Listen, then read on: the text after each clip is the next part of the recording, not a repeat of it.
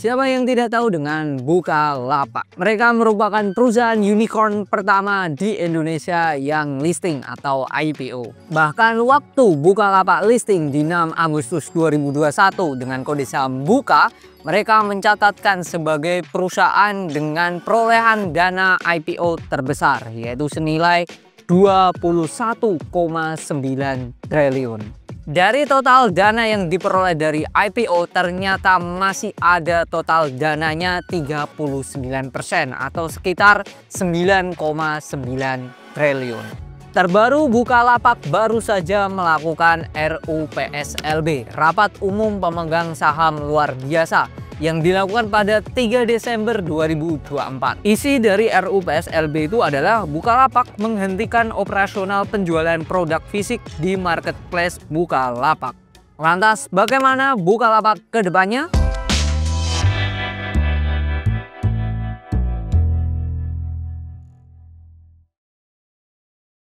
Bukalapak ini IPO pada 6 Agustus 2021 atau sudah berdiri 3 tahunan lebih lah ya di Bursa Efek Indonesia dengan harga awal 850 per lembarnya saat pertama kali listing. Saat kita taping video ini, Bukalapak harganya ada di 119 per lembarnya atau telah turun 86%. Dan SJI saja selama di Bursa Efek Indonesia mereka tidak pernah membagikan dividen. Jadi bayangkan kalian mempunyai Bukalapak di harga IPO dan sampai saat ini kalian masih mempunyai Bukalapak dan setiap tahun tidak mendapatkan apa-apa karena tidak membagikan dividen.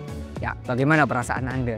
Mereka tidak membagikan dividen itu make sense sekali karena sejak tahun 2021 sampai 2023 kalau kita lihat ya, mereka selalu membukukan catatan rugi bersih atau bisa dikatakan tidak mendapatkan untung sama sekali kecuali pada tahun 2022. Itu pun mereka untung berdasarkan hanya pencatatan saja. Di 2022 mereka untung 1,9 triliun berdasarkan pencatatan saja. Kenapa berdasarkan pencatatan saja? Kalau kita melihat secara detail, 3,9 triliun secara pencatatan dari laba nilai investasi yang belum direalisasikan.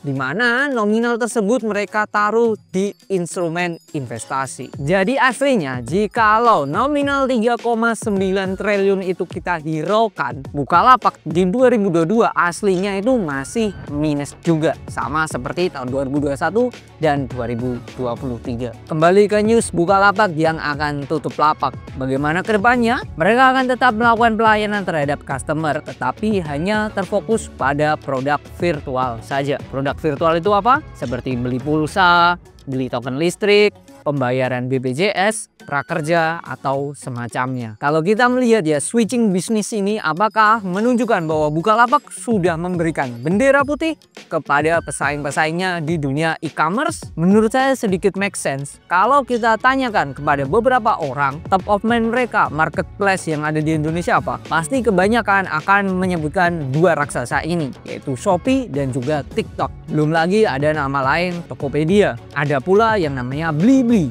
di mana Blibli ini di balik belakangnya ada Jarum Group, raksasa di Indonesia. Sedangkan Bukalapak saat kita taping video ini 24,6% pengendalinya adalah PT Kreatif Media Karya. 10,35%-nya itu adalah MTech, 9,44%-nya adalah Archipelago Investment Pte Ltd, sisanya masyarakat 53%. FYI aja, PT Kreatif Media Karya ini di belakangnya adalah MTech, di mana PT Kreatif Karya 99%-nya dimiliki oleh PT MTech itu sendiri. Di satu sisi MTech ini baru masuk dibuka atas nama pencatatan namanya MTech itu sendiri sebesar 10% kepemilikannya tadi. Itu tercatat pada 19 Oktober 2024. Aslinya switch bisnis yang dilakukan Bukalapak itu kita harusnya sudah atau sudah menerka pada laporan keuangan 2022 yang mana tadi ya ada nominal yang besar yang belum direalisasikan, yaitu dari mereka invest ke instrumen investasi. Kalau kita lihat secara detail di laporan keuangan, ternyata Bukalapak ini menaruh duit-duit mereka itu ke instrumen investasi.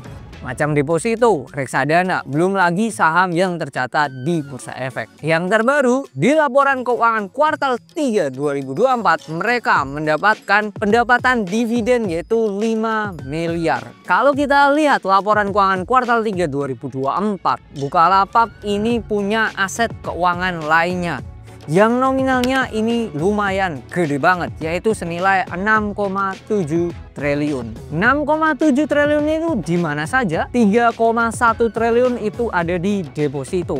2,5 triliun itu mereka invest di saham-saham yang tercatat di bursa.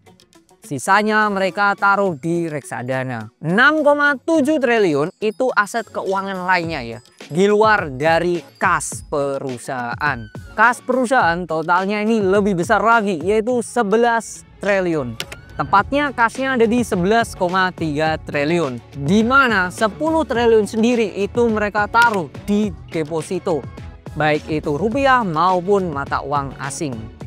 Artinya kalau kita total keseluruhan, Bukalapak punya total dana 16 triliun yang mereka taruh di instrumen investasi. Entah itu deposito, reksadana, obligasi, maupun yang namanya saham yang tercatat di bursa. Nominal tersebut beda jauh kalau kita melihat secara revenue produk-produk dari Bukalapak. Total revenue di kuartal 3 2024 hanya di 3,3 triliun. 3,3 triliun itu terbagi ke dalam dua segmentasi usaha, yaitu segmen marketplace omsetnya 1,7 triliun. Lalu segmen online to offline omsetnya 1,6 triliun.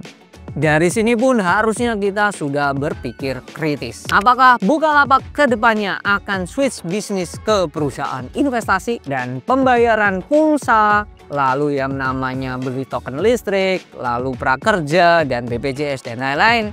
Itu hanya bisnis selingan saja, kalian bisa simpulkan sendiri.